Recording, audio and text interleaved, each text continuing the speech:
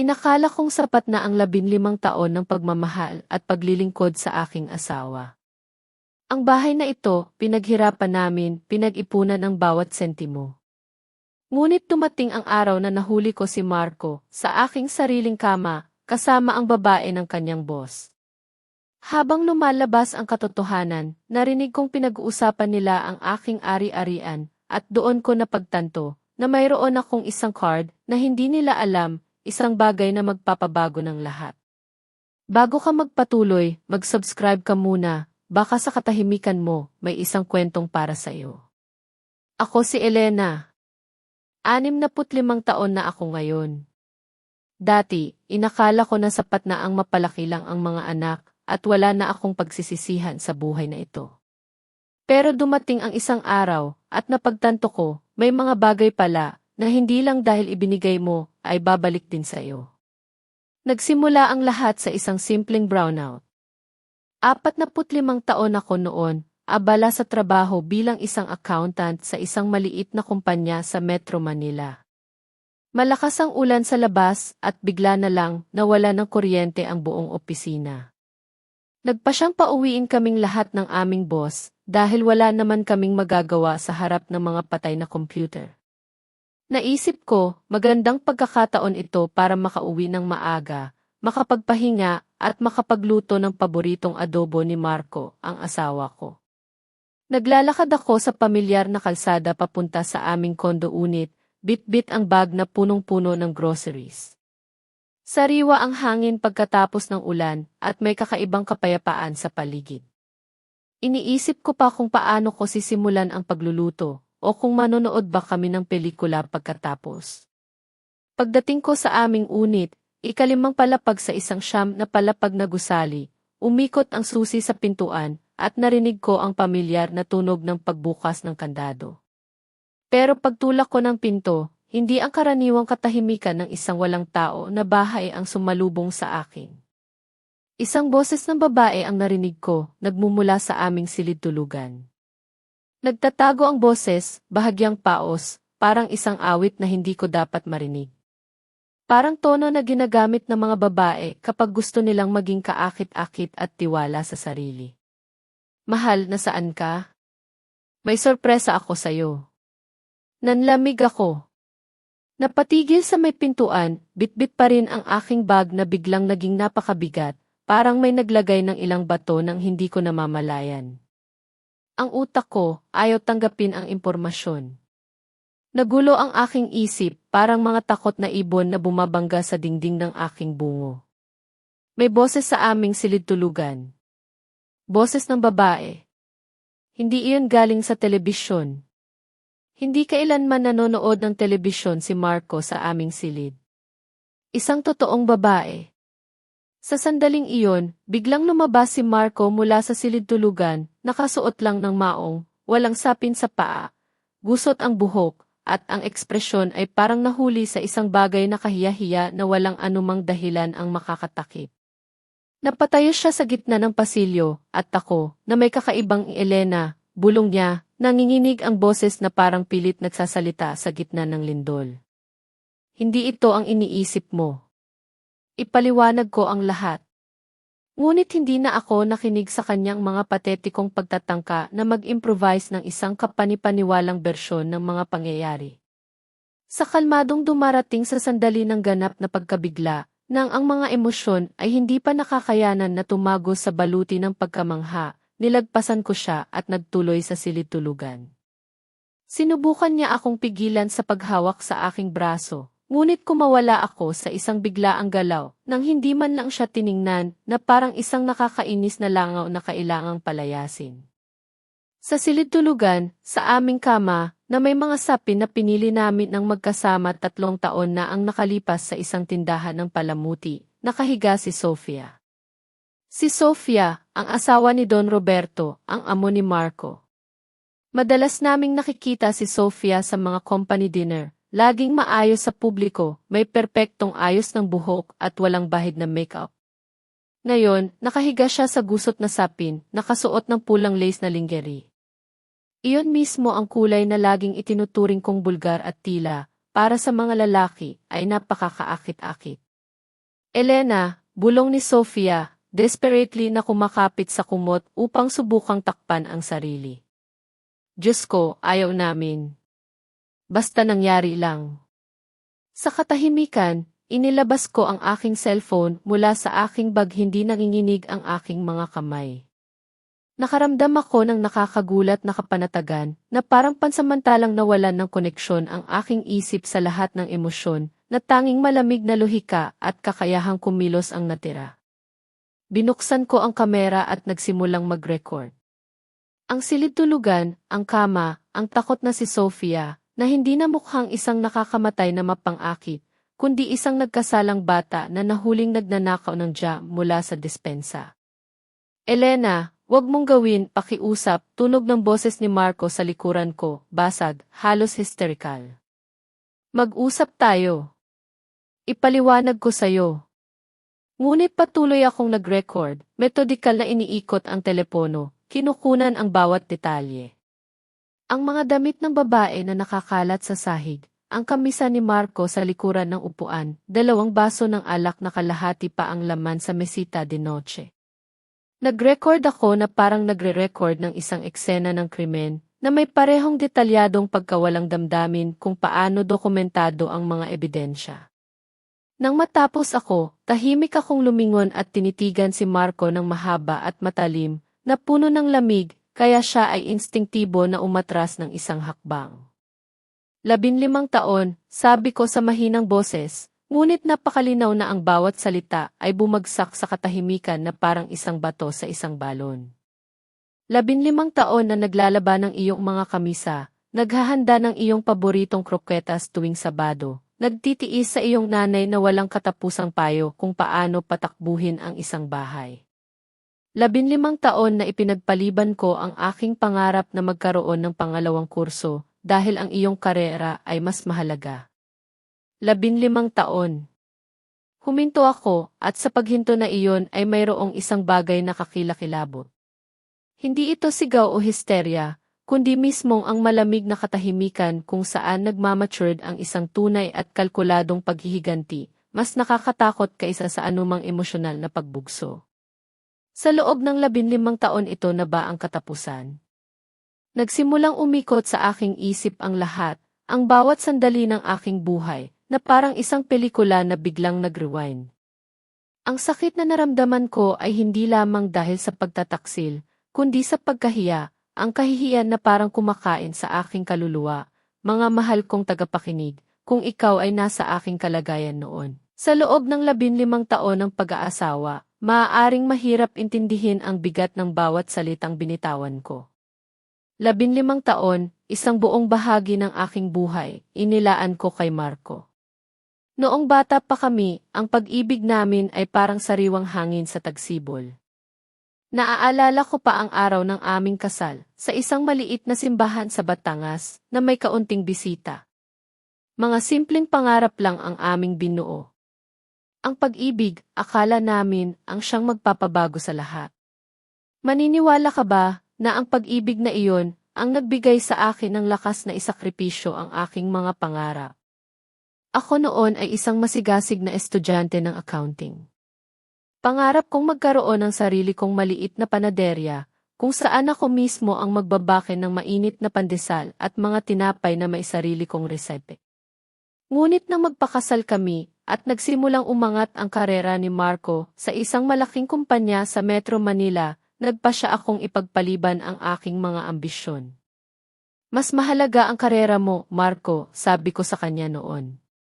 Ako na ang bahala sa bahay at sa pagtitipid. At ginawa ko nga iyon. Bawat sentimo ay binibilang ko, nagtitipid ako ng libu-libong pesos buwan-buwan mula sa sweldo niya. Pinaglalaanan ko ang bawat pangangailangan niya, mula sa bagong polo para sa opisina hanggang sa sapatos na dapat niyang isuot para maging maayos tignan sa opisina, lalo na kapag may meeting sila kay Don Roberto. Si Don Roberto, ang kanyang amo, ay isang malakas at maimpluwensyang tao. Siya ang tipo ng tao na nirerespeto at kinatatakutan sa kanilang industriya. Madalas sabihin ni Marco na malaki ang utang na loob niya kay Don Roberto, na si Don Roberto ang nagbigay sa kanya ng malaking oportunidad. Kaya naman, sinisiguro ko na laging presentable si Marco. Pinlansa ko ang kanyang mga kamisa tuwing linggo, pinipilit na perpekto ang kwelyo, walang gusot, para makapagbigay siya ng magandang impresyon, kahit kay Don Roberto at sa iba pa niyang mga boss. Akala ko, sa ganoong paraan, nakakatulong ako sa kanya, nagiging mabuting asawa. Hindi lang sa pagtitipid at pag-aasikaso ng bahay. Si nanay ni Marco, ang kanyang ina, ay tinuring ko ring parang sarili kong nanay. Araw-araw kong kinukumusta, dinadalhan ng pagkain, at pinapakita ko ang respeto na dapat ibigay ng isang manugang sa kanyang biyenan. Ginagawa ko ang lahat, nag-aalaga ng aming bahay, naglalaba, nagluluto ng kanyang paboritong kroketas tuwing Sabado. Pinagsikapan kong maging isang mabuting asawa. Lahat para sa aming pamilya. Lahat para kay Marco.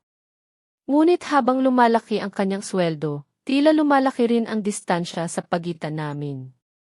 Mas madalas na siyang umuuwi ng gabi, lagi nang may business trips o late meetings. Sa umpisa, naiintindihan ko. Sige, Marco, sabi ko. Kailangan mong magsipag para sa ating kinabukasan. Pero dumating ang puntong, ang kanyang mga haplos ay naging mas bihirang, ang kanyang mga tingin ay naging mas malayo. Madalas akong umupo sa aming balkonahe, umiinom ng kape, at hinihintay ang kanyang pagdating. Subukan kong magkwento tungkol sa aking araw, sa aming mga kapitbahay, sa mga simpleng bagay. Pero madalas, sagot niya lang ay, bihira na lang, Elena. Pagod ako. O kaya ay, hindi na mahalaga yan, Elena. May mas mahalaga tayong pag-usapan. Naaalala ko ang mga pagkakataon na sinubukan kong yakapin siya, na tanungin kung ayos lang siya, kung may problema ba. Pero lagi niya akong iiwasan, o hahalikan lang sa noo, sabay sabing, pagod lang talaga ako, Elena. Maaga pa ako bukas. Ang mga pangarap na binuo namin, ang pag-asang ang pag-ibig ang magpapabago sa lahat, ay tila unti-unting lumilipad palayo, kasama ng mga araw na lumipas. At ngayon, sa harap ng lahat ng iyon, sa loob ng silid-tulugan namin, ang babae ng kanyang amo. Parang biglang bumalik ang lahat ng alaala, at sa bawat alaala, unti-unting lumalabas ang katotohanan. Ang mga palatandaan, ang mga pahiwatig na aking binaliwala, o sadyang ayaw kong makita. Ang ihiya, ang kahihiyan, ay nagsimulang gumapang sa aking kalooban, masakit, at bumubuo ng isang butas sa aking pagkatao. Nagtago ako sa harap ng aming silid-tulugan, hawak ang telepono. Ang boses ni Marco, basag at pathetic, ay patuloy na nag-ietso sa aking tenga. Hindi ito ang iniisip mo, Elena. Maaaring ipaliwanag ko ang lahat. Ang boses ni Sofia, halos pabulong, ayaw namin basta nangyari lang.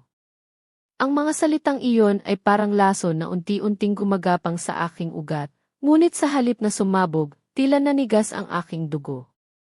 Walang luha. Walang sigaw.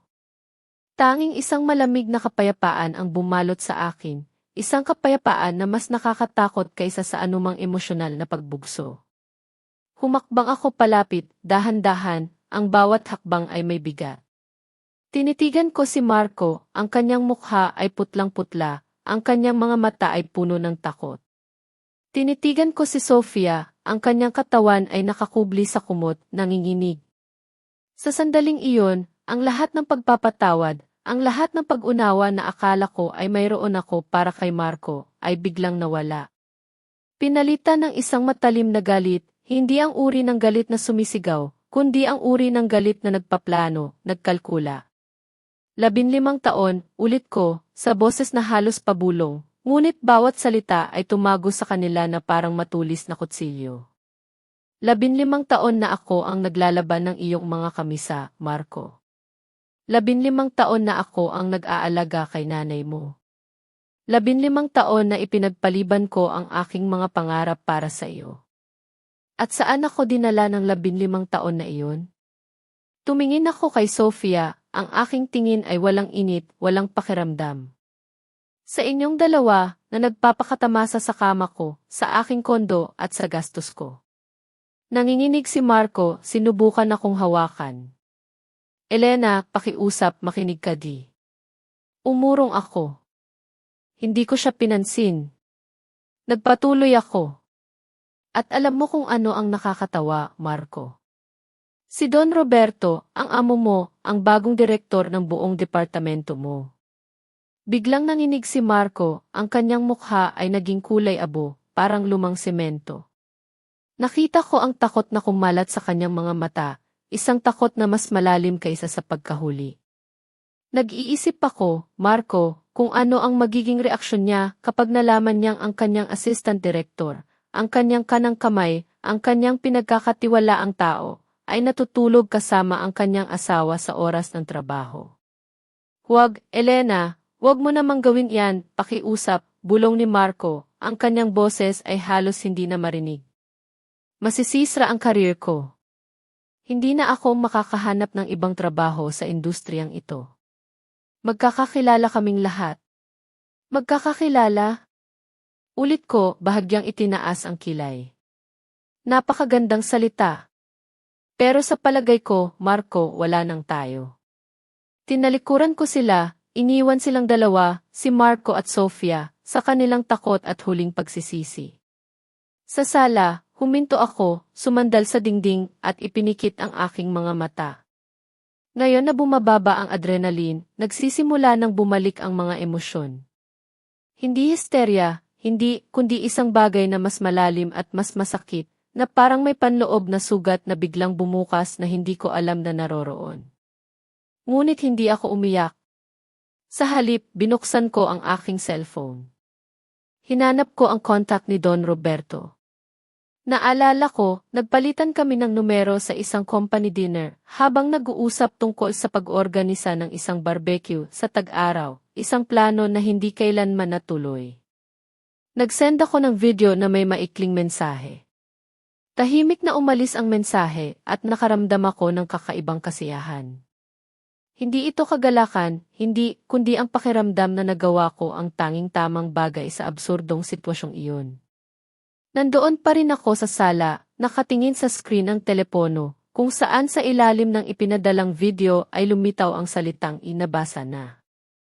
Dahan-dahan akong lumingon kay Marco, na nanatiling nakatayo sa pintuan ng silid-tulugan, na parang umaasa na kung hindi siya kikilos. Sa pamamagitan ng isang himala ay magbabago ang katotohanan at ang huling kalahating oras ay isa lamang masamang panaginip.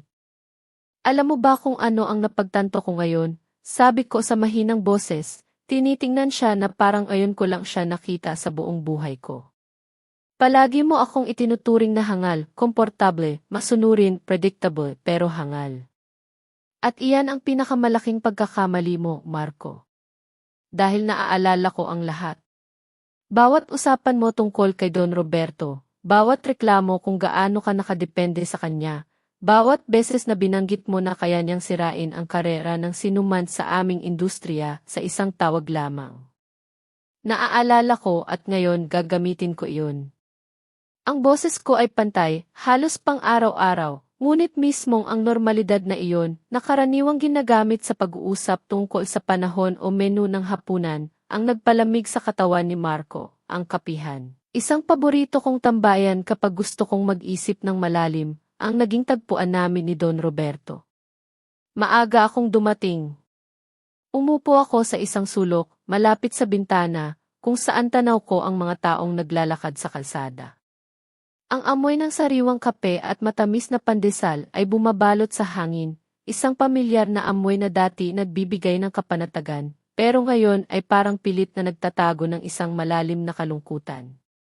Walang gabi akong nakatulog ng mahimbing. Ang mga pangyayari sa nakaraang araw ay patuloy na umuukit sa aking isip, isang walang katapusang uli ng sakit at pagtataksil. Nandoon ako, naghihintay, hindi para sa isang kaibigan, kundi sa isang taong may parehong sugat, isang kasama sa isang laban na hindi ko kailanman inakalang sasalihan ko. Dumating si Don Roberto, eksaktong 1:00 ng tanghali. Isang matangkad na lalaki, nasa 45 taon, nakasuot ng mamahaling trage na simple lang ang disenyo. Ang kanyang mukha, na kadalasan ay nagpapakita ng kumpiyansa ng isang matagumpay na tao na sanay sa pagkontrol ng sitwasyon, ay ngayon parang isang maskara na nagtatago ng isang bagay na hilaw, masakit, at hindi pa gumagaling. Nakita niya ako, tumango, at naglakad patungo sa aking mesa. Ang bawat hakbang ay maingat, parang isang taong nakaranas ng matinding trauma at natatakot sa anumang biglaang paggalaw. Umupo siya sa harap ko. Agad lumapit ang isang waitress, dala ang menu, ngunit itinaboy niya ito sa isang kumpas. Isang double espresso lang, sabi niya. Umalis ang waitress at naiwan kaming dalawa. Dalawang taong pinagtaksilan, na isang araw lang ang nakalipas ay simpleng magkakakilala lang sa mga company event, at ngayon ay pinag-isa ng parehong sakit, at kahit gaano pa kakakaiba, ng parehong layunin. Hindi ako nakatulog buong gabi, Elena, simula ni Don Roberto, ang kanyang boses ay pagod, parang piniga ang lahat ng lakas. Napanood ko ang video ng halos 20 beses, sinusubukang intindihin kung kailan ito nagsimula, paano ko hindi napansin, anong mga senyales ang aking nakaligtaan. Napansin ko ang panginginig sa kanyang mga kamay habang sinubukan niyang ipaliwanag, at sa sandaling iyon, napagtanto ko na ang sakit ay hindi pumipili ng kasarian. Ang pagtataksil ay sumusugat ng malalim, anuman ang iyong katayuan. At nakakita ka ba ng mga sagot, tanong ko, habang iniikot-ikot ang isang tasa ng tsaa na lumamig na sa aking mga kamay. Mga tanong lang ang nakita ko, sagot niya, hinimas ang kanyang mukha gamit ang kanyang mga kamay. Sa galon na iyon ay may matinding desperasyon, kaya naisip kong, ang mga lalaki pala ay kayang masaktan ng malalim din tulad ng mga babae. Mas mahusay lang silang magtago sa likod ng mga panlipunang pag-ugali. Sinabi ni Sofia na nag-gym siya 3 beses sa isang linggo. Ako pa nga ang nagbabayad ng membership niya, ipinagmamalaki na nag-aalaga siya sa kanyang sarili. At lumalabas, nakikipagkita siya sa asawa mo, sa inyong unit, sa inyong kama. Napangiti ako, isang mapait na ngiti na walang bakas ng kagalakan, parang absinde. Alam mo ba kung ano ang pinakanakakahiya? Tanong ko. Ako ang naglalaba ng kanyang mga kamisa. Tuwing linggo, nakatayo ako sa harap ng plansahan, sinisiguro ko na perpekto ang kwelyo, na siya ay walang bahid sa trabaho, para magbigay siya ng magandang impresyon, kahit sayo, sa kanyang mga boss.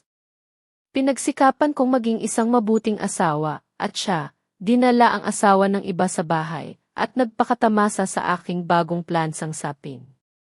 Napangiwi si Don Roberto sa kahilawan ng aking mga salita, ngunit wala siyang sinabi. Sa huli, pareho kaming may karapatang maging hilaw pagkatapos ng aming pinagdaanan. Tinawagan ako ni Marco kaninang umaga, sabi niya pagkatapos ng mahabang katahimikan. Halos 10 beses. Hindi ko sinagot ang telepono. Tapos nag-text siya, humihiling na magkita kami, na gusto niyang ipaliwanag, nagsasabing isang sandali lang daw ng kahinaan, na wala raw ibig sabihin. Walang ibig sabihin? Ulit ko at sa aking boses ay lumabas ang bakal. Napakagandang formulasyon.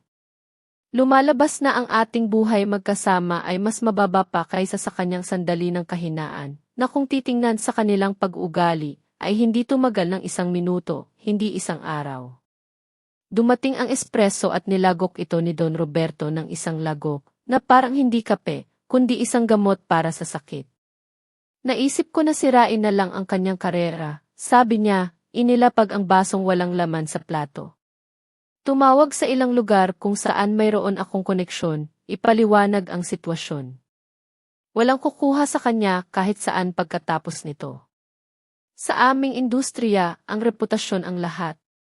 At ang pakikipagtalik sa asawa ng amo mo ay hindi lang hindi etikal, isa itong profesional na pagpapatiwakal. Pero, nakuha ko ang pag-aalinlangan sa kanyang intonasyon, pero masyadong madali. Tinitigan ako ni Don Roberto sa mga mata, at nakita ko sa kanyang tingin ang isang bagay na nagpakaba sa akin. Masyadong mabilis. Isang pagpapatalsik, pagkawala ng trabaho, problemang pinansyal. Hindi iyon kaaya-aya, ngunit nalalampasan iyon.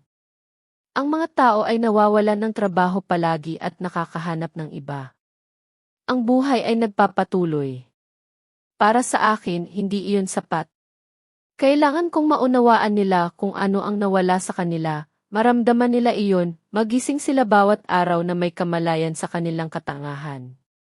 Nakikinig ako at may isang bagay sa loob ko ang sumasagot sa mga salitang iyon. Hindi ito kagalakan, hindi, kundi isang madilim na kasiyahan na malaman na hindi ako nag-iisa sa aking hangarin na hindi lamang parusahan, kundi ipaunawa sa mga nagtaksil ang tunay na laki ng kanilang sinira. Ano ang iyong iminumungkahi? Tanong ko. Kolaborasyon, sumandal si Don Roberto at sa kanyang mga mata ay lumabas ang isang kinang na maaaring tiningnan bilang mapanlinlang kung hindi ito nagmula sa sakit. Alam ko ang lahat tungkol kay Marco, ang kanyang mga kahinaan, ang kanyang mga ambisyon, ang kanyang mga takot. 15 taon siyang nagtatrabaho sa ilalim ng aking pangangasiwa, kahit hindi direkta. Kilala ko siya na parang isang bukas na libro. At alam mo naman ang tungkol kay Sofia na hindi ko alam. Mga lihim ng babae, mga pag-uusap sa pagitan ng mga asawa sa mga company dinner, habang ang mga asawa ay nag-uusap tungkol sa trabaho. Magkasama, kaya nating gawing talagang hindi matitiis ang kanilang buhay. Paghihiganti. Sambit ko, nilalasap ang salita. Nagsasalita ka ng paghihiganti. Nagsasalita ako ng katarungan pagwawasto ni Don Roberto. Para matanggap nila ang nararapat sa kanila, na ang halaga ng kanilang kasiyahan ay napakataas na pagsisihan nila ang bawat minuto na ginugol nilang magkasama. Nagkaroon ako ng katahimikan, tinitimbang ang kanyang mga salita. Sa aking isip, isang plano ang nabuo, malabo pa, hindi malinaw, ngunit nagsisimula ng maghugis, parang isang eskultura na unti-unting lumalabas mula sa isang walang hugis na piraso ng luad sa ilalim ng mga kamay ng isang maestro. Nag-apply si Marco para sa bagong proyekto na iyon, sabi ko ng dahan-dahan, ang dapat ilunsad sa susunod na quarter. Sabi niya, iyon ang kanyang pagkakataon na patunayan na karapat-dapat siya sa mas mataas na promosyon. Ngumiti si Don Roberto, isang malamig na ngiti. Hindi pa aprobado ang aplikasyon at ngayon ay hindi na kailanman maaprubahan. Sisiguraduhin ko na ibibigay ang proyekto sa iba, na makikita niya kung paano guguho ang kanyang mga pangarap sa harap mismo ng kanyang mga mata. At gusto ni Sofia na magbukas ng sarili niyang beauty salon, dagdag ko, naaalala ang isang pag-uusap sa mismong company dinner na iyon. Nag-ipon siya ng pera, nagpaplano, nangangarap. Sabi niya, may nakita na siyang lugar.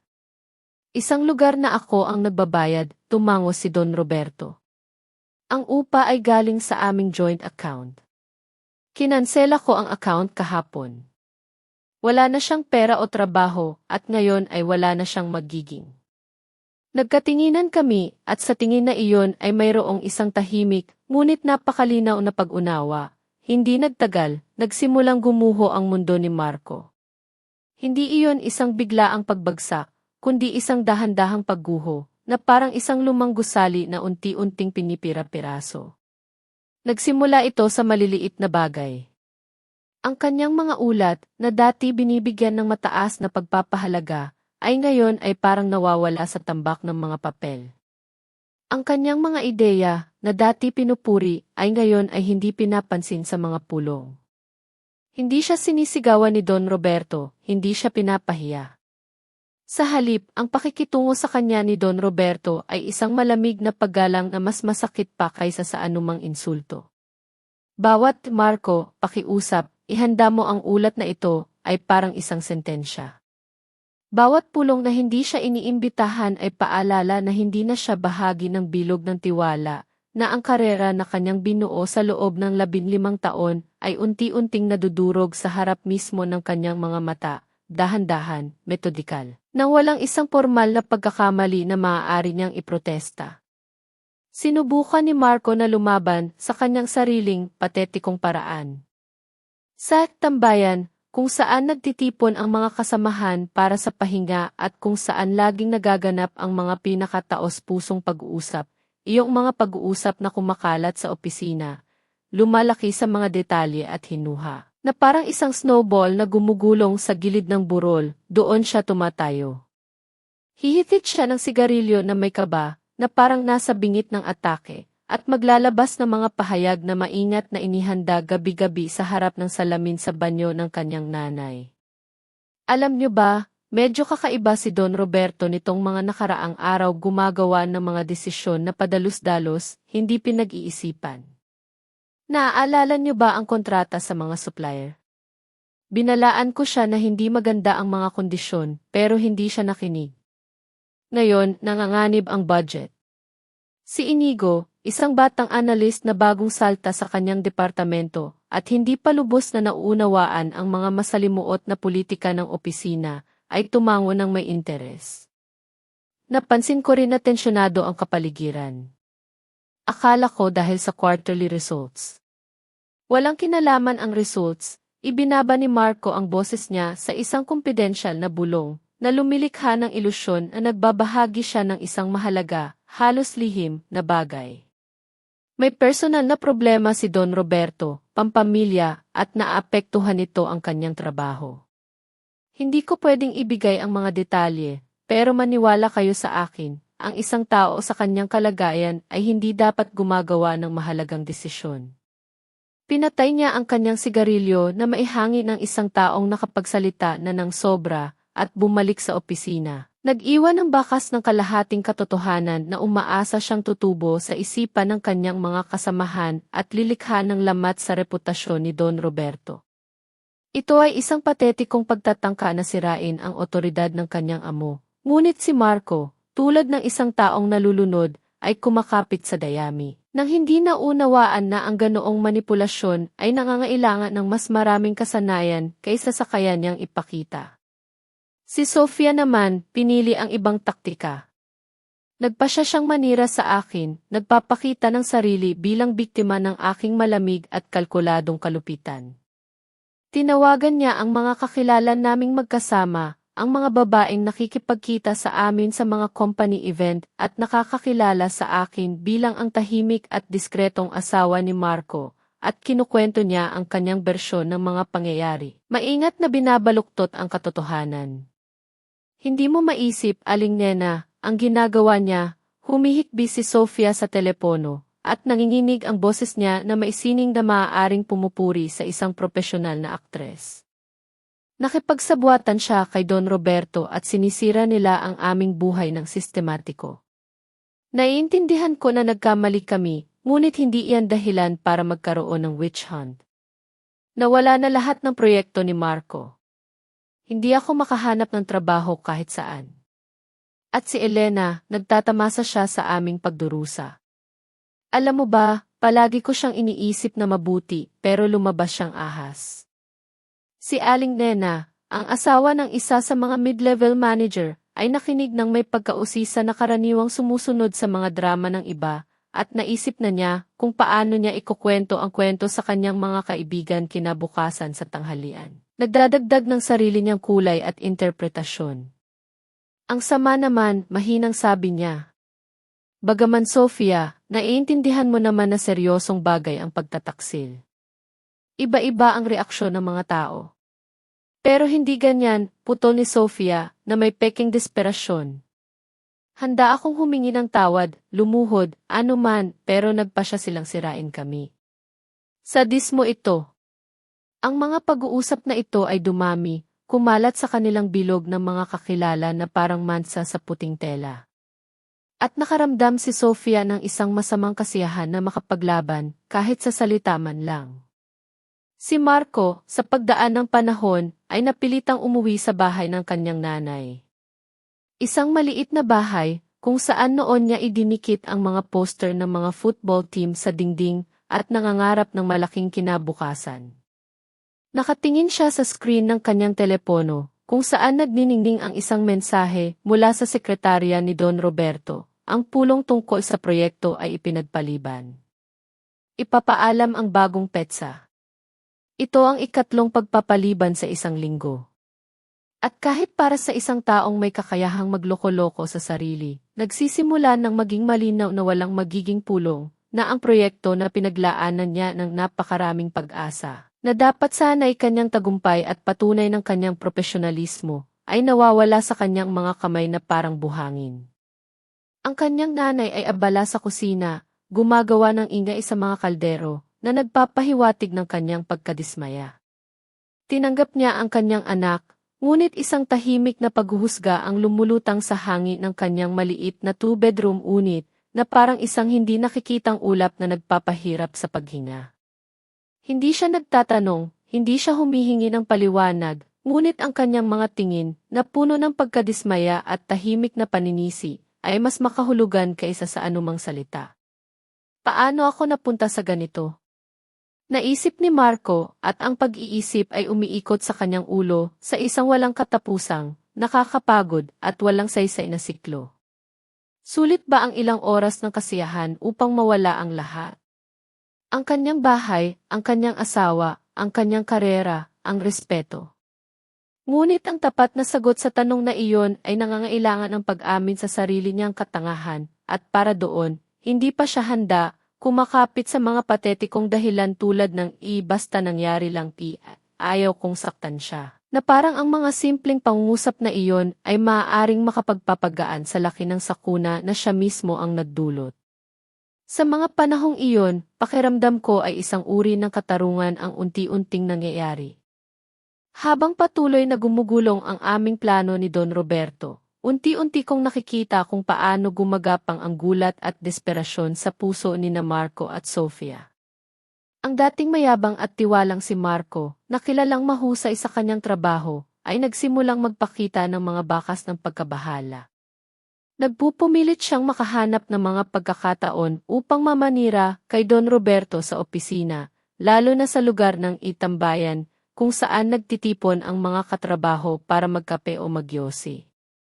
Naririnig ko ang mga kwento mula kay Don Roberto, na ipinapasa naman sa akin sa aming mga pag-uusap.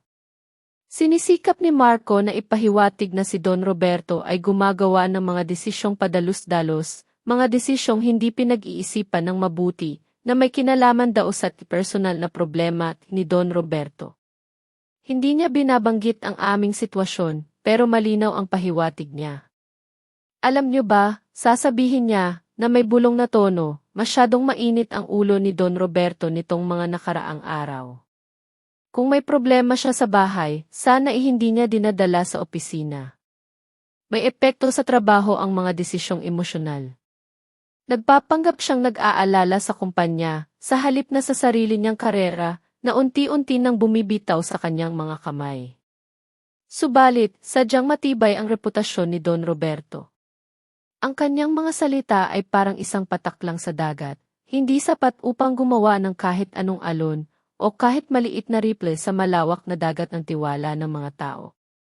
Sa kabilang banda naman, si Sofia, na nawala ng marangyang buhay, ay gumamit ng mas personal na atake.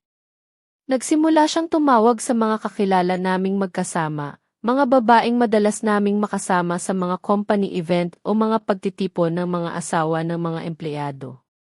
Sa mga tawag na iyon, umiiyak siya, nagpapanggap na biktima. Hindi mo maiisip, Aling Nena, sabi niya sa isang kaibigan namin, ang asawa ng isa sa mga mid-level manager, kung ano ang ginagawa sa akin ni Elena.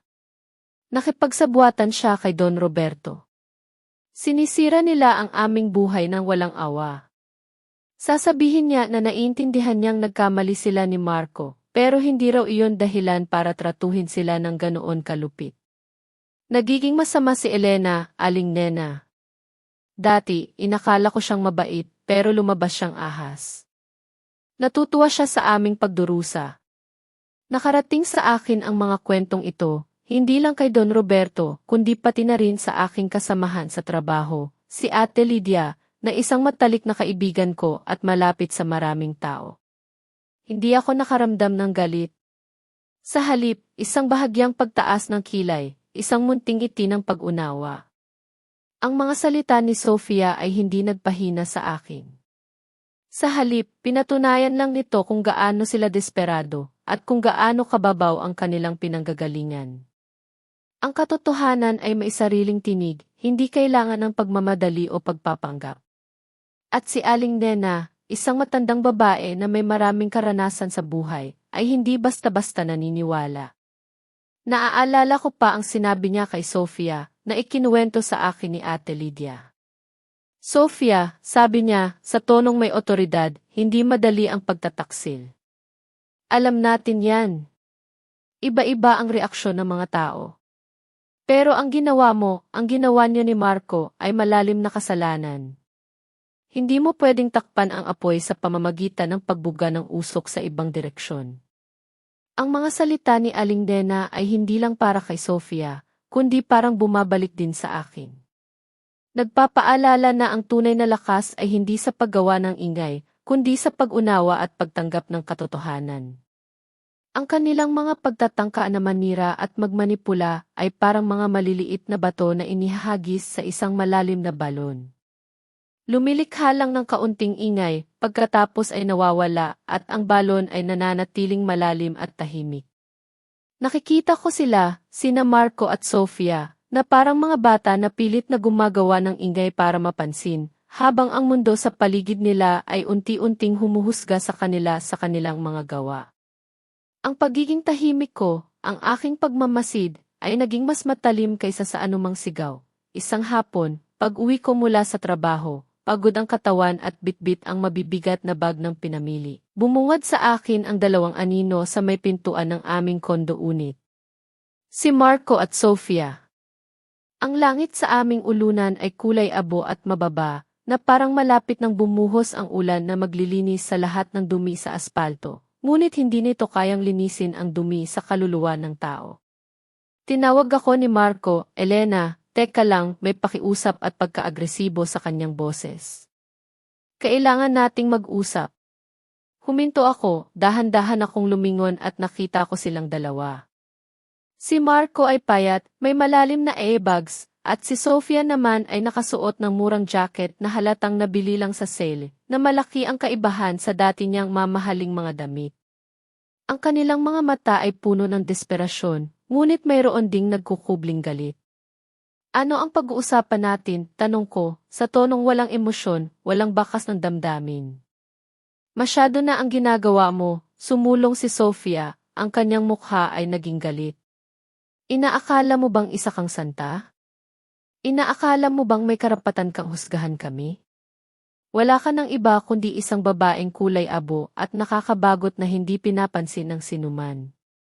Hindi na ako nagtataka kung bakit si Marco ay naghanap ng init sa iba. Umiti ako at sa ngiti na iyon ay mayroong napakatinding paghamak na si Sofia ay umatras ng hindi sinasadya. Init, ulit ko.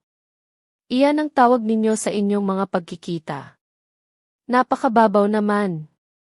Ako, iba ang tawag ko dyan. Halimbawa, pagtataksil o kaduwagan o simpleng kalaswaan. Pinaparusahan mo kami dahil malungkot ka, singit ni Marco at ang kanyang boses ay naging mas malakas, halos hysterical. Dahil ang buhay mo ay walang laman at walang saysay. At hindi mo mapatawad na nakahanap kami ng munting kaligayahan. Kaligayahan? Ibinaba ko ang aking mga bag sa sahig at itinayo ang aking sarili. Sa aking mga sapin, sa aking kondo unit at sa gastos ko. Iyan ang tawag ninyo sa kaligayahan? Napangiti ako ulit, isang ngiti na may bahid. Ng pait. Alam niyo ba kung ano ang napagtanto ko nitong mga nakaraang linggo? Na sa loob ng 15 taon, nakasama ko ang isang taong hindi ko kilala, isang makasariling tao na iniisip lamang ang kanyang sarili. At ang pagkatuklas na iyon, kahit gaano pa kakaiba, ay nagpalaya sa akin. Nagpalaya? Humalakhak si Sofia ng hysterically. Iniwan ka ng mag-isa. Ikaw ay isang babaeng tumatanda ng walang asawa, walang pamilya, walang kinabukasan. At iyan ang tawag mo sa kalayaan. Sa mga sandaling iyon, alam kong kailangan ng tapusin ang lahat. Kailangan na itong magwakas. Inilabas ko ang aking telepono at dinyal ang isang numero, hindi inaalis ang tingin sa kanila. Sinagot ni Don Roberto sa pangalawang ring. Nandito sila, sabi ko ng mahinahon, sa aking pintuan, sinusubukan akong takutin. Gusto mo bang makinig? Inilagay ko sa loudspeaker ang telepono. At si Marco, nanginig nang makilala ang boses ni Don Roberto. Marco, sabi ni Don Roberto ng malamig, bukas, alas 9 ng umaga, pumunta ka sa aking opisina. Pag-uusapan natin ang iyong kinabukasan sa kumpanya. Spoiler, wala ka ng kinabukasan. At kay Sofia, sinabi niya, sabihin mo kay Sofia, ang paninira ng puri ay isang krimen. Mayroon akong magagaling na abogado. Makakahanap sila ng paraan para ipatupad iyan kung hindi siya titigil sa pagtawag sa ating mga kakilala para magreklamo. Inalis ko ang loudspeaker, kinuha ang aking mga bag at lumakad patungo sa pintuan. Sa may pintuan, lumingon ako sa huling pagkakataon. Alam niyo ba kung ano ang pinakamalaking pagkakamali niyo? Tanong ko. Inakala niyo na ako at si Don Roberto ay tahimik na magdurusa, nalulunukin namin ang kahihiyan at magbibitiw. Pero hindi kami ganoon. Mas matalino lang pala kami kaysa sa inyo. At iyon, aminin niyo, masakit, hindi ba? Pumasok ako sa kondo unit, iniwan silang nakatayo sa ilalim ng kulay abong langit, na sa wakas ay bumuhos sa isang malamig na ulan na naglilinis sa kanilang mga mukha ng mga bakas ng pekeng kumpiyansa at naglalantad sa kanilang tunay na anyo. Mga patetikong hayop na nasukol na hindi na makagawa ng anumang tunay na pinsala, kundi umungol lamang at umiyak. Ang kanilang pagbagsak ay hindi dahil sa aming paghihiganti, kundi sa kanilang sariling mga gawa. Mga mahal kong tagapakinig, kung nasa sitwasyon ako ni Elena, ano kaya ang gagawin ninyo? Sasabihin niyo ba ang totoo? O hahayaan na lang? Ibahagi niyo ang inyong mga saloobin sa comment section. Napakahalaga ng inyong opinyon para sa akin. Bahagi 8, ang madilim na bunga ng paghihiganti. Ang paglaban ay tapos na, o sa tingin ko.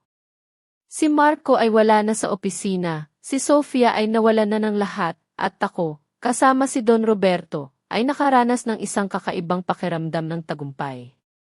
Ngunit sa paglipas ng mga araw, ang pakiramdam na iyon ay unti-unting napalitan ng isang bagay na mas mabigat, mas malalim. Hindi ito kagalakan, hindi ito kapayapaan. Ito ay isang uri ng kawalan, isang butas sa aking kaluluwa na hindi napunan ng paghihiganti. Para akong umiinom ng mapait na gamot. Nakakagamot sa sakit, pero may naiiwang kakaibang lasa sa dila, isang lasa na nagpapaalala sa iyo ng lason. Ang bawat tagumpay ay parang nadadagdag ng isa pang piraso ng metal sa loob ko, nagpapabigat, nagpapalamig. Ang aming mga pagtitipon ni Don Roberto ay naging mas kakaiba. Dati, puno ito ng mga detalye ng kanilang pagbagsak, ng mga bagong impormasyon tungkol sa kanilang desperasyon. Ngayon, ang mga usapan namin ay naging mas tahimik, mas puno ng mga paghinto. Hindi na siya nagpapakita ng dating ngiti ng pagtatagumpay. May kakaibang pagod sa kanyang mga mata, isang pagod na hindi galing sa trabaho, kundi mula sa isang laban na tila hindi na nagtatapos. Alam mo, Elena, sabi niya isang gabi, habang iniikot ang baso ng whiskey sa kanyang kamay, tinitingnan ko siya. At bigla akong nag-isip, ano ngayon? Pinalubog na natin siya. Pinalubog na natin si Sofia. Sinira na natin ang kanilang mga buhay. At ngayon, pakiramdam ko ba ay mas mabuti ako dahil dito? Tinitigan ko siya, at hindi ko makita ang sagot, dahil sa loob-loob ko, iyon mismo ang tanong na tinatanong ko sa sarili ko bawat gabi bago matulog. 2 buwan na ang nakalipas mula nang gumuho ang lahat. Ang taglagas ay napalitan ng maagang taglamig, isa sa mga panahong hindi pa nababalot ng makapal na snow ang lupa, kundi dinidilig lang ng kulay abong buhangin na nagpaparamdam sa mundo ng malungkot at basa, na parang ang kalikasan mismo ay natigil sa pagitan ng mga panahon, hindi makapagdesisyon sa pagitan ng lamig at ng huling bakas ng init. Lumipat na ako mula sa kondo unit namin ni Marco at ngayon ay nakatayo sa harap ng bintana ng aking sariling one-bedroom apartment, na sa aking pakiramdam ay masyadong malaki para sa isang tao lang, dahil sa hindi pa ako nasasanay. Tinitingnan ko ang bakuran, kung saan ang ilang bata na nakasuot ng makukulay na jacket ay gumagawa ng unang snowman, at ang kanilang mga tawa ay naririnig sa salamin, mahina, parang tunog mula sa ibang, mas masayang realidad. Biglang nag-vibrate ang telepono ko. Isang mensahe mula kay Don Roberto. Kailangan nating magkita, urgent. Ano kaya ang nangyari? Tanong ko sa sarili ko, nakakunot ang noo, dahil sa mga nakaraang linggo, hindi na kami gaanong nagkikita, na parang pareho naming tahimik na napagkasunduan na ang tema ng paghihiganti ay nauubos na nagiging isang obsessive na ideya na mas nakakalason kaysa sa nagbibigay ng kasiyahan. At ngayon, ang kagyat na mensaheng iyon ay tunog na nakababahala, parang isang signal ng distress mula sa isang lumulubog na barko. Nagkita kami sa parehong kapihan kung saan namin binuo ang aming plano ng paghihiganti. Nakakatawa, naisip ko kung paano isinasara ng buhay ang mga bilog, ibinabalik kami sa parehong lugar, ngunit naging ibang-ibang tao. Mukhang balisa si Don Roberto, at ang kanyang mga kamay, na karaniwan ay kalmado at tiyak, ay balisa na naglalaro sa isang napkin sa mesa, ginagawa itong isang walang hugis na buhol. Nasa ospital si Sofia, putol niya ng walang paunang salita, at ang kanyang boses ay kakaiba. Hindi nagtatagumpay, tulad ng inaasahan mula sa isang taong metodikal na sumira sa buhay ng babaeng nagtaksil, kundi nag-aalala, halos takot. Kagabi, sinubukan niya Well, alam mo na. Naramdaman ko na may humihigpit sa loob ko. Hindi ito kagalakan na makita ang kalaban na sa wakas ay natalo, kundi isang bagay na kabaligtaran, na parang pagduduwal na nararamdaman mo kapag napagtanto mong masyado kang lumayo at wala nang balikan. Ano ba talaga ang nangyari? Tanong ko, at ang boses ko ay tunog na walang laman na parang galing sa malayo. Mga gamot, hinimas ni Don Roberto ang kanyang mukha, at ang galaw na iyon ay napakakayod na nakita ko sa kanya, hindi isang matagumpay na negosyante, kundi isang simpleng pagod na lalaki na naglaro ng walang patakarang laro at ngayon ay hindi alam kung paano lalabas dito. May kapitbahay na nakarinig ng kakaibang ingay. Sinira ang pinto. Dumating sila sa oras para gawin siyang mag-stomach wash. Sabi ng mga doktor mabubuhay siya pero nag-iwan ng sulat si Sofia. Alam mo ba kung ano ang nakasulat? Patawarin niyo ako. Ayaw kong manakit ng sinuman, gusto ko lang maging masaya. Nanaig ang katahimikan sa pagitan namin, mabigat, malagkit, puno ng lahat ng hindi namin sinabi ng malakas sa loob ng 2 buwan na iyon, habang sistematikong sinisira namin ang 2 tao na nagkamali. Isang malubhang pagkakamali, hindi mapapatawad, ngunit isang pagkakamali sa huli, hindi isang krimen na karapat-dapat sa ganoong kalupit na parusa. Naisip ko na ang paghihiganti ay magbibigay sa akin ng kapayapaan. Sabi ko ng dahan-dahan, nakatingin sa aking tasa, kung saan ang tsaa ay lumamig na at nagkaroon ng manipis na balat sa ibabaw. Naisip ko na kapag naintindihan nila kung ano ang nawala sa kanila, kapag nakaramdam sila ng sakit, kahit bahagyang katulad ng sa akin, ay mas mabuti ang pakiramdam ko. Pero alam mo ba? Hindi ako nakaramdam ng kahit kaunting pagbuti. Naging isang tao lang ako na hindi ko nakikilala sa salamin. Tumango si Don Roberto. At sa galaw na iyon ay may pagkilala sa sarili niyang kasalanan, sa sarili niyang pagkabulag. Kagabi hindi ako natulog, sabi niya sa basag na boses. Nakahiga ako, nag-iisip, kung namatay si Sofia, ano kaya ang mararamdaman ko? Lunas? Kasiyahan? Alam mo ba? Napagtanto ko na makakaramdam ako ng pagkakasala, dahil gaano man ako magsabi sa sarili ko na siya ang may gawa niyan, na nakuha niya ang kanyang nararapat, ako ang naging bahagi sa kung ano ang nagtulak sa kanya doon. Ako, Elena, hindi ang kapalaran o ang mga pangyayari. Ako mismo. Nagulat ako sa kanyang mga salita. Naging berdugo tayo, naisip ko, at ang pag-iisip ay tumagos sa akin ng malamig at matalim na parang karayom ng yelo. Naging tayo ang nagdedeklara ng mga sentensya at nagpapatupad nito nang hindi iniisip kung may karapatan tayo. Si Marco ay nasa bingit din, dagdag ko ng mahina. Tinawagan ako ng nanay niya kamakalawa, nagmamakaawa, nagpupumilit na kausapin kita, na hilingin sa iyo na bigyan siya ng kahit maliit na rekomendasyon. Sabi niya hindi siya natutulog sa gabi, nawalan siya ng 10 kilo, halos hindi na siya lumalabas ng kanyang silid. Binabaan ko siya ng telepono nang hindi pa tapos makinig. Naisip ko, dapat siyang magdusa, nararapat sa kanya iyon. At ngayon huminto ako, hindi alam kung paano tatapusin ang pangungusap, dahil anumang pagtatapos ay magiging pagbibigay katwiran sa aming mga aksyon o pag-amin sa aming sariling kalupitan. Masyado na tayong lumayo, sabi ni Don Roberto. Ginawa nating sadistikong kasiyahan ang makatarungang pagganti sa sakit ng iba. At ang pinakamasama, hindi ko alam kung paano ito ititigil, kung paano babalik sa dati kung napakarami na ang nagawa natin. Tumingin ako sa bintana ng kapihan, kung saan naglalakad ang mga tao sa kalsada. Mga normal na tao, na may normal na problema at kagalakan, namumuhay ng normal na buhay kung saan walang lugar para sa mga matitinding bagay tulad ng paghihiganti na nagdulot ng pagtatangka sa pagpapakamatay. Isang babae na may baby carriage ang huminto para ayusin ang kumot ng kanyang sanggol, at ang simpleng kilos na iyon ng pagiging ina ay biglang lumabas sa akin bilang isang bagay na hindi kapanipaniwala, tunay, mahalaga, hindi tulad ng lahat ng ginagawa ko sa nakaraang 2 buwan. Marahil panahon na para aminin na nagkamali tayo, muling pagmumuni-muni ko. Hindi sa karapatan nating magalit, o sa karapatan nating humingi ng sagot sa pagtataksil, kundi sa kung paano natin ito ginawa, na ginawa nating kalupitan ang katarungan. At ano ang iminumungkahi mo? Tanong ni Don Roberto, pagod. Ibalik sila, patawarin, magpanggap na walang nangyari.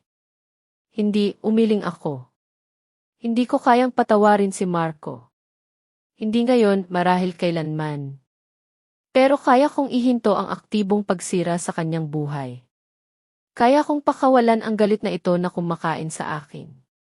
Kaya kong subukang magpatuloy, bumuo ng bagong bagay. Sa halip na metodikal na lansagin ang mga guho ng kaligayahan ng iba. Matagal na nanahimik si Don Roberto, tinitimbang ang aking mga salita. Nakita ko sa kanyang mukha ang panloob na pakikibaka sa pagitan ng pagnanais na ipagpatuloy ang paghihiganti at ang pagod mula dito. Sa pagitan ng uhaw sa katarungan at ang pag-unawa na ang kanyang katarungan ay matagal nang naging sarili niyang anyo ng kasamaan. Sige, sabi niya sa wakas. Huminto tayo dito at ngayon. Ang desisyon ay ginawa. Isang bagong simula. Mga mahal kong tagapakinig, kung kayo ay nakikinig pa rin hanggang dito, mangyaring tulungan niyo ako at mag-comment ng numero 1 sa ibaba, para malaman kung mayroon pa ring mga kaibigan na kasama ko sa buong paglalakbay na ito. Ang inyong presensya ay ang pinakamalaking inspirasyon para maipagpatuloy ko ang huling bahagi. Ang paglaban ay tapos na, o sa tingin ko. Si Marco ay wala na sa opisina, si Sofia ay nawala na ng lahat, at ako, kasama si Don Roberto, ay nakaranas ng isang kakaibang pakiramdam ng tagumpay.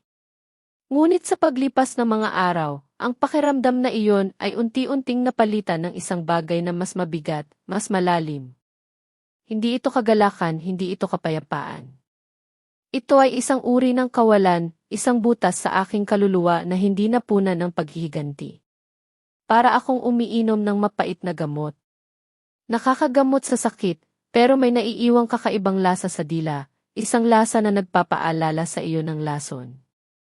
Ang bawat tagumpay ay parang nagdadagdag ng isa pang piraso ng metal sa loob ko, nagpapabigat, nagpapalamig. Ang dating pagkahali ko sa pagplano at pag-obserba sa kanilang pagbagsak ay dahan-dahang nawawala, pinalitan ng isang pagod, isang malalim na pagod na hindi kayang abutin ng pahinga. Naramdaman ko ang pagiging dayuhan sa aking sarili, na parang ang Elena na kilala ko ay naglaho, at may ibang Elena ang pumalit, isang Elena na hindi ko na lubos na naunawaan.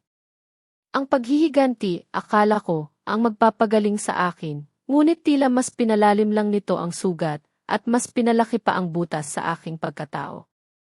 Ang aming mga pagtitipon ni Don Roberto ay naging mas kakaiba.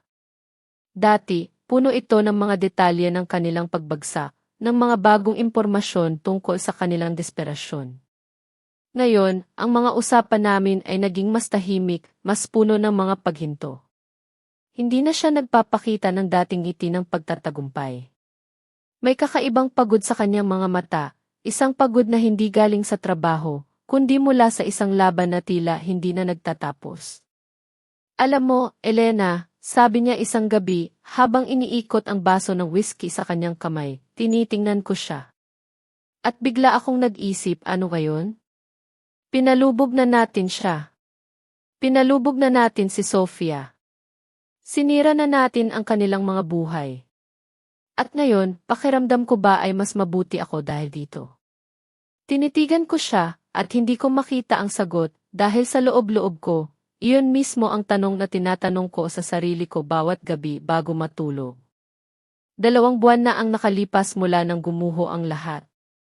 Ang taglagas ay napalitan ng maagang taglamig, isa sa mga panahong hindi pa nababalot ng makapal na snow ang lupa, kundi dinidilig lang ng kulay abong buhangin na nagpaparamdam sa mundo na malungkot at basa, na parang ang kalikasan mismo ay natigil sa pagitan ng mga panahon, hindi makapagdesisyon sa pagitan ng lamig at ng huling bakas ng init. Lumipat na ako mula sa kondo unit namin ni Marco at ngayon ay nakatayo sa harap ng bintana ng aking sariling one-bedroom apartment, na sa aking pakiramdam ay masyadong malaki para sa isang tao lang, dahil sa hindi pa ako nasasanay. Tinitingnan ko ang bakuran, kung saan ang ilang bata na nakasuot ng makukulay na jacket ay gumagawa ng unang snowman, at ang kanilang mga tawa ay naririnig sa salamin, mahina, parang tunog mula sa ibang, mas masayang realidad. Biglang nag-vibrate ang telepono ko. Isang mensahe mula kay Don Roberto. Kailangan nating magkita, urgent. Ano kaya ang nangyari? Tanong ko sa sarili ko, nakakunot ang noo, dahil sa mga nakaraang linggo, hindi na kami gaanong nagkikita, na parang pareho naming tahimik na napagkasunduan na ang tema ng paghihiganti ay nauubos na nagiging isang obsessive na ideya na mas nakakalason kaysa sa nagbibigay ng kasiyahan. At ngayon, ang kagyat na mensaheng iyon ay tunog na nakababahala, parang isang signal ng distress mula sa isang lumulubog na barko. Nagkita kami sa parehong kapihan kung saan namin binuo ang aming plano ng paghihiganti. Nakakatawa, naisip ko, kung paano isinasara ng buhay ang mga bilog, ibinabalik kami sa parehong lugar, ngunit naging ibang-ibang tao. Mukhang balisa si Don Roberto, at ang kanyang mga kamay, na karaniwan ay kalmado at tiyak, ay balisa na naglalaro sa isang napkin sa mesa. Ginagawa itong isang walang hugis na buhol. Nasa ospital si Sofia, putol niya ng walang paunang salita, at ang kanyang boses ay kakaiba.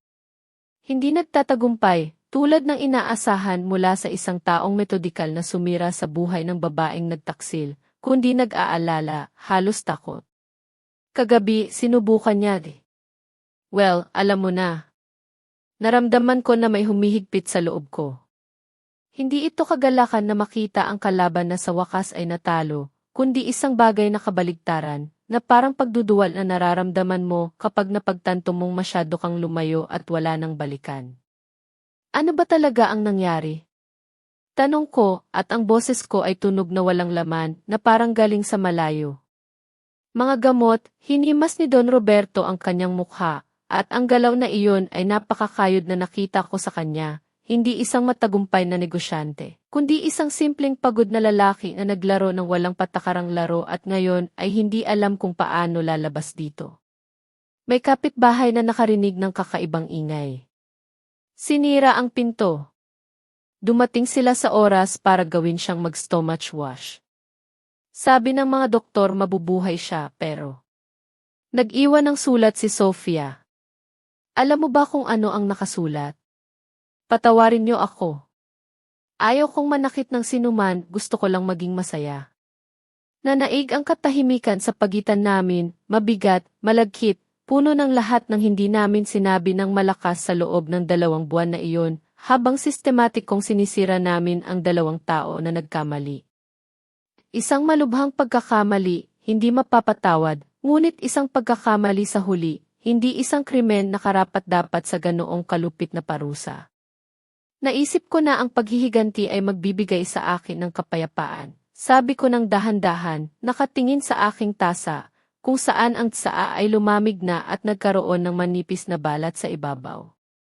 Naisip ko na kapag naintindihan nila kung ano ang nawala sa kanila, kapag nakaramdam sila ng sakit, kahit bahagyang katulad ng sa akin, ay mas mabuti ang pakiramdam ko.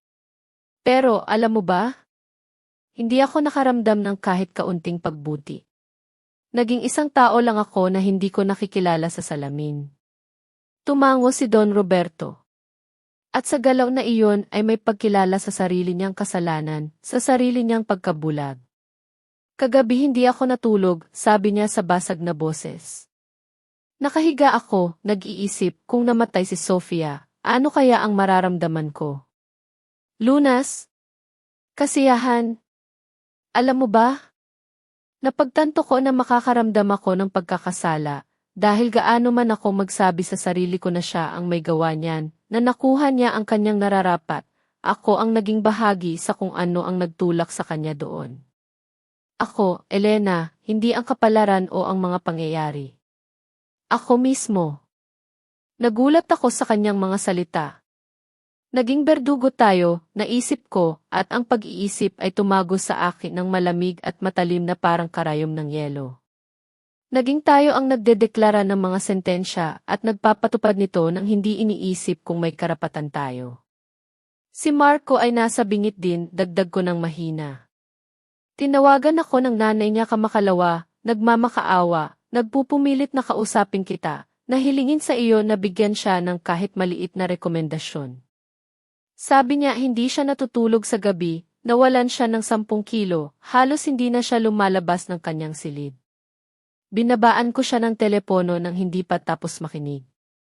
Naisip ko, dapat siyang magdusa, nararapat sa kanya iyon.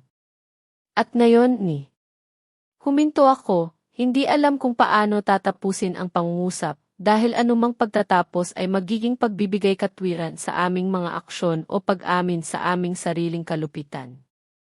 Masyado na tayong lumayo, sabi ni Don Roberto. Ginawa nating sadistikong kasiyahan ang makatarungang pagganti sa sakit ng iba. At ang pinakamasama, hindi ko alam kung paano ito ititigil, kung paano babalik sa dati kung napakarami na ang nagawa natin. Tumingin ako sa bintana ng kapihan, kung saan naglalakad ang mga tao sa kalsada. Mga normal na tao, na may normal na problema at kagalakan, namumuhay ng normal na buhay kung saan walang lugar para sa mga matitinding bagay tulad ng paghihiganti na nagdulot ng pagtatangka sa pagpapakamatay.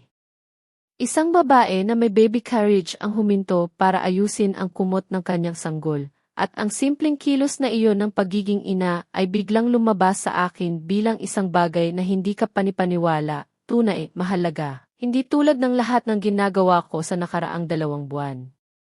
Marahil panahon na para aminin na nagkamali tayo, muling pagmumuni-muni ko. Hindi sa karapatan nating magalit, o sa karapatan nating humingi ng sagot sa pagtataksil, kundi sa kung paano natin ito ginawa, na ginawa nating kalupitan ang katarungan. At ano ang iminumungkahi mo? Tanong ni Don Roberto, pagod. Ibalik sila, patawarin, magpanggap na walang nangyari. Hindi, umiling ako. Hindi ko kayang patawarin si Marco. Hindi ngayon, marahil kailanman. Pero kaya kong ihinto ang aktibong pagsira sa kanyang buhay. Kaya kong pakawalan ang galit na ito na kumakain sa akin. Kaya kong subukang magpatuloy, bumuo ng bagong bagay. Sa halip na metodikal na lansagin ang mga guho ng kaligayahan ng iba. Matagal na nahimik si Don Roberto, tinitimbang ang aking mga salita. Nakita ko sa kanyang mukha ang panloob na pakikibaka sa pagitan ng pagnanais na ipagpatuloy ang paghihiganti at ang pagod mula dito. Sa pagitan ng uhaw sa katarungan at ang pag-unawa na ang kanyang katarungan ay matagal nang naging sarili niyang anyo ng kasamaan. Sige, sabi niya sa wakas. Huminto tayo dito at ngayon. Ang desisyon ay ginawa. Isang bagong simula, ang desisyon ay ginawa. Tahimik kaming nagkatinginan ni Don Roberto sa kapihan, ang bawat isa ay may pag-unawa sa bigat ng aming mga salita. Huminto kami. Wala nang paghihiganti. Hindi na ito para sa kanila, kundi para sa aming sarili, sa aming kapayapaan na unti-unting ninanakaw ng aming sariling puot. hindi madali ang pagpapalaya. May bahagi pa rin sa akin na gustong makita silang magdusa, ngunit ang larawan ni Sofia sa ospital, ang larawan ng isang babaeng halos sumuko na sa buhay, ay nagpabago sa lahat. Nag-iwan ito ng bakas na hindi kayang burahin ng anumang damdamin ng pagtatagumpay. Ang paghihiganti ay parang isang apoy na sumusunog, at sa huli, hindi lang ang kaaway ang nasusunog, kundi pati na rin ang nagpapanday ng apoy. Naramdaman ko ang pagod sa aking kaluluwa, ang bigat ng lahat ng aming nagawa. Oras na para magbago, oras na para lumipat. Pumunta ako sa ospital. Ang amoy ng alkohol at gamot ay bumabalot sa hangin, isang pamilyar na amoy sa mga lugar kung saan ang trahedya ng tao ay nagiging pang-araw-araw na gawain, kung saan ang sakit ay sinusukat sa milligrams ng gamot at sa bilang ng mga idrip, at hindi sa lalim ng sugat ng kaluluwa. Nakahiga si Sofia sa isang maliit na kama, sa ilalim ng kulay abong kumot ng ospital. Ang kanyang mukha ay putlang-putla, halos transparent, na parang ang lahat ng dugo ay nawala sa kanya, nagiwa ng balatayo ng isang taong masyadong pagod upang. Sa aking pag-alis, si Sofia ay nanatili sa kama, hawak ang sobre, at sa kanyang mga mata ay unti-unting sumisibol ang isang pag-asa na mahiyain na bumubulwak sa pamamagitan ng makapal na ulap ng desperasyon. Parang ang unang usbong ng tagsibol na tumago sa nagielong lupa. Isang oras ang lumipas, nakipagkita naman si Don Roberto kay Marco sa isang maliit na parke malapit sa bahay ng nanay ni Marco. Umupo sila sa isang lumang bangko na nabakbak na ang pintura, kung saan marahil ay dati umuupo ang magkasintahan na nangangarap ng kinabukasan. Hindi nalalaman kung gaano kabilis ang kinabukasan ay maaaring maging kasalukuyan na puno ng pagkadismaya at sakit. Hindi ko sasabihing pinapatawad kita, simula ni Don Roberto nang walang paunang salita, at ang kanyang boses ay matatag, ngunit hindi galit. Dahil hindi kita pinapatawad. Pero pagod na ako sa pagkamuhi. Pagod na ako sa paggising bawat umaga na iniisip kung paano ko pa mapapahirapan ang iyong buhay. Tinitigan siya ni Marco at ang kanyang mukha ay nagpakita ng isang halo ng ginhawa at kahihiyan, kaya halos pinagsisihan ni Don Roberto ang kanyang desisyon. Halos, ngunit hindi lubos. Mayroon akong mga koneksyon sa kalapit na komunidad, patuloy ni Don Roberto. Isang maliit na kumpanya. Kailangan nila ng espesyalista na tulad mo. Bibigyan kita ng isang neutral na rekomendasyon, walang detalye. Mula doon, ikaw na ang magdesisyon kung ano ang gagawin. Salamat, bulong ni Marco, at ang salita ay tunog na taos puso. Alam kong hindi ko ito karapat-dapat. Hindi mo ito karapat-dapat, sang-ayon ni Don Roberto. Pero sa palagay ko, karapat-dapat akong magkaroon ng kapayapaan, at para doon, kailangan ko itong pakawalan. Doon nagtatapos ang aming paghihiganti. Isang katahimikan ang bumalot sa kanila, isang katahimikan na may dalang pag-asa, pag-asa para sa lahat na makalaya mula sa kadena ng puot. Dumating ang tagsibol ng biglaan, tulad ng laging nangyayari, isang araw lang. Nang ang hangin ay mapuno ng amoy ng natunaw na lupa at ng isang bagay na maspino, na maaaring tawaging pag-asa, kung hindi lang dahil sa takot na maging sentimental. 6 na buwan na ang lumipas mula nang mahati ang aking buhay sa bago at pagkatapos.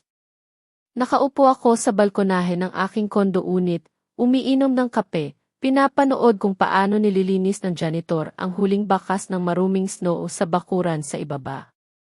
Ang bitak na iyon, bagaman nagsara sa paglipas ng panahon, ay nananatiling nakikita, nagpapaalala sa akin ng kanyang pag-ira sa mga hindi inaasahang sandali, tulad ng kapag nadaanan ko ang dating paboritong kapihan namin ni Marco, o kapag nakita ko sa aparador ang isang lumang kamisa niya na nakalimutan kong itapon. Mas tahimik ang buhay, mas payapa. Ang sakit ay nag-iba ng anyo, mula sa isang matalim na kutsilyo, tungo sa isang lumang peklat, isang paalala ng kung ano ang nangyari, ngunit hindi na nangangailangan ng luha. Nagring ang telepono ko. Lumabas sa screen ang pangalan ni Ate Lydia, ang aking kasamahan, na sa mga buwan na iyon ay naging higit pa sa isang simpleng kasamahan, marahil isang kaibigan. Bagaman maingat pa rin akong ginagamit ang salitang iyon, natatakot na kumapit sa mga tao, pagkatapos na ang pinakamalapit na tao sa akin ay nagtaksil sa akin ng napakalupit at ordinaryo. Elena, naaalala mo ba ngayong gabi? Ang boses ni Ate Lydia ay masaya, na maisigla na hindi namatay kahit pagkatapos ng 2 diborsyo at maraming pagkadismaya. Naisip naming pumunta sa bagong restaurant na iyon, kung saan daw masarap ang pato sa orange. Naaalala ko, umiti ako. Ang ngiti ay totoo, hindi pilit, hindi tulad ng sa unang mga buwan pagkatapos ng paghihiwalay, nang kahit ang simpleng isalamat sa tindero ay nangangailangan ng malaking pagsisikap. Anong oras tayo magkikita? 7:00 sa fountain, sagot ni Ate Lydia. At Elena, may kasama pa tayo. Ang pamangkin ko, si Kuya Paolo, ay bagong lipat lang dito sa syudad. Arkitekto, diborsyado, walang anak. Hindi kita iniaayos sa blind date, ha? Ipinapakilala lang kita sa isang interesanting tao, walang obligasyon. Umiti ako, naiisip si Ate Lydia na mayabang na nag-aayos ng mga tao, na parang naglalaro ng sarili niyang bersyon ng chess, kung saan ang mga piyesa ay mga totoong tao na may sariling pag-asa at takot. Sige, sagot ko. Titingnan natin. Inulit ko sa sarili ko pagkatapos kong ibaba ang telepono, at naisip na 6 na buwan na ang nakalipas, ang ideya pa lang na makilala ang ibang lalaki ay tila pagtataksil sa sarili ko, sa 15 taon na kasama ko si Marco. Ngunit ngayon, naintindihan ko na ang buhay ay hindi humihinto dahil sa pagtataksil ng iba, na may karapatan ako sa isang bagong kabanata, sa isang bagong kwento na marahil ay mas masaya kaysa sa nauna. Si Don Roberto, sa mismong umagang iyon, ay nasa kanyang opisina, pinipirmahan ang mga papel para sa pagbebenta ng kondo unit kung saan siya nakatira kasama si Sofia. Ang maluwag na apartment na iyon sa sentro, na dating tila sa gisag ng tagumpay, ay ngayon ay isa lamang koleksyon ng mga silid na puno ng mga alaala na gusto niyang tanggalin. Tulad ng pagtatapo ng lumang damit na hindi na kasya at hindi na komportable. Nakabili siya ng bagong bahay, mas maliit, sa isang tahimik na kapitbahayan na may tanawin ng parke, at sa unang beses na pumasok siya, nakaramdam siya ng isang bagay na katulad ng ginhawa, ang posibilidad na magsimula muli. Dinalhan siya ng kanyang sekretarya ng kape at mahiyain na inilapag sa mesa ang isang sobre. May dumating po sa pangalan niyo. Personal po. Binuksan ni Don Roberto ang sobre at inilabas ang isang maikling sulat na nakasulat sa maayos na kaligrapya. Don Roberto, hindi ako humihingi ng tawad dahil alam kong walang mababago ang mga salita. Gusto ko lang na malaman mo na lumipat na ako ng ibang syudad. Nagsimula na ako ng bagong trabaho, isang bagong buhay. Minsan, nagigising ako sa gabi at iniisip kung paano sana magiging iba ang lahat kung naging mas tapat lang ako sa sarili ko at sayo. Pero hindi na mababago ang nakaraan. Salamat sa pagbibigay mo sa akin ang pagkakataon. Hindi ko ito sasayangin. Sofia. Dahan-dahang tinupi ni Don Roberto ang sulat at inilagay sa drawer ng kanyang desk. Ang kanyang mukha ay walang emosyon, walang galit, walang awa, walang kasiyahan, tanging isang pagod na pagtanggap sa katotohanan na ang ilang kabanata ng buhay ay hindi nagtatapos sa isang malakas na pagtatapos, kundi sa isang tahimik na ellipsis. Si Marco, nakahanap ng trabaho sa isang kumpanya sa kalapit na komunidad, 2 oras ang biyahe mula sa kanyang bayan, at umuupa ng isang maliit na apartment sa isang kondo unit kung saan ang mga gabi ay tahimik at walang laman, parang isang spaceship na lumulutang sa kalawakan. Ang trabaho ay hindi kasing prestihiyoso ng dati, mas mababa ang sweldo, hindi tiyak ang mga prospect. Ngunit nagsisikap siya dahil naintindihan niya na ito ang kanyang huling pagkakataon upang patunayan sa sarili niya na may kakayahan pa siyang gumawa ng higit pa sa pagsira ng kanyang sariling buhay. Isang hapon, tinawagan niya ako sa unang pagkakataon. Sa loob ng maraming buwan, dinyal niya ang numero na may parehong takot kung saan ang isang bomb disposal expert ay nagde-deactivate ng bomba. Hindi nalalaman kung sasabog ito o bibigyan siya ng pagkakataon na tapusin ang trabaho. Elena, ako ito, sabi niya nang sinagot ko, at ang kanyang boses ay hindi tiyak. Hindi ako humihingi ng tawad.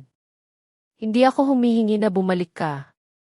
Gusto ko lang sabihin, pasensya na sa lahat, sa sakit, sa kahihiyan, sa pagsira sa lahat ng binuo natin sa loob ng 15 taon. Tahimik akong nakinig sa kanya. At sa katahimikan na iyon ay walang galit, walang pagpapatawad, kundi isang bagay na nasa pagitan. Ang pagtanggap sa katotohanan na ang taong kasama ko sa kalahati ng aking buhay ay may kakayahang magtaksil, ngunit may kakayahan ding kilalanin ang kanyang pagkakamali at subukang maging mas mabuti, bagaman hindi na iyon mahalaga para sa aming relasyon. Narinig kong nakahanap ka ng trabaho, sabi ko sa wakas. Umaasa akong magiging maayos ang lahat. Salamat, bulong ni Marco. At maging masaya ka, Elena. Karapat-dapat ka. Binaba niya ang telepono at tumingin sa bintana, kung saan ang sikat ng araw ng tagsibol ay nagpapula sa mga ulap sa malambot na kulay rosas at ginto. At naisip ko na marahil, ang kaligayahan ay hindi isang bagay na mahahanap mo sa ibang tao, kundi isang bagay na itinatayo mo sa loob ng iyong sarili. Dahan-dahan, matyaga, sa mga fragment ng mga sirang pag-asa at mga bagong, mahiyain, ngunit totoong pagnanais na magpatuloy sa buhay sa kabila ng lahat. Kinagabihan, nakipagkita ako kay Ate Lydia at sa kanyang pamangkin, si Kuya Paulo, isang lalaki na nasa 40 taon na may mababait na mata at madaling ngiti, na nagkukwento tungkol sa kanyang mga proyekto sa arkitektura ng mailabis na sigasig kaya imposibleng hindi maging interesado. At nagulat ako sa aking sarili nang umingiti, nakikinig ng may tunay na interes, natutuklasan na tila nagpapatuloy ang buhay. Hindi ito pagtataksil sa nakaraan, kundi simpleng pagkilala sa katotohanan na marami pa akong taon sa unahan at karapatan na mamuhay hindi sa kapaitan at mga alaala, kundi sa paghahanap ng bagong kahulugan, ng mga bagong koneksyon, ng isang bagong bersyon ng aking sarili, mas malakas, mas matalino, mas maingat, ngunit may kakayahan pa ring maniwala, umasa, at marahil balang araw ay umibig muli. Mga mahal kong tagapakinig, naway ang kwentong ito ay nagbigay sa inyo ng mga pagmumuni-muni. Ang bulag na sakripisyo ay maaaring maging sanhi ng pagiging makasarili ng ating mga anak. Ang pag-unawa at paggalang sa bawat isa ang tanging pundasyon ng matibay na pamilya. Ang utang na loob at responsibilidad ay mahahalagang regalo.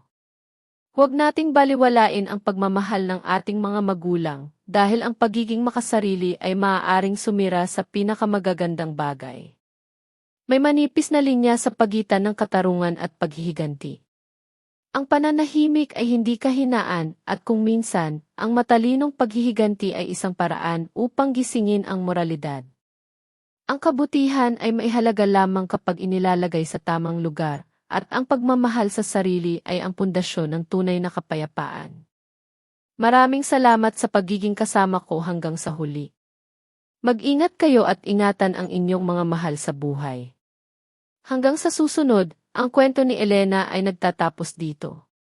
Ano sa palagay mo ang naging desisyon ni Elena? Gagawin mo rin ba ang kanyang ginawa kung ikaw ang nasa kanyang sitwasyon o may iba ka bang pipiliin? Ibahagi ang iyong mga saloobin sa seksyon ng komento, binabasa ko ang bawat isa niyan. Kung ang kwentong ito ay nagpakaisip o nagpadama sa iyo ng isang bagay, huwag kalimutang mag-iwan ng like, ibahagi sa taong pinaniniwalaan mong mararamdaman din ang bisa nito, at mag-subscribe sa channel Ang Tahimik na Ganti upang hindi mapalampas ang susunod na mga misteryo. Magkita tayo sa susunod na kwento, at sino ang makapagsasabi, sa susunod ikaw na mismo ang magiging bida.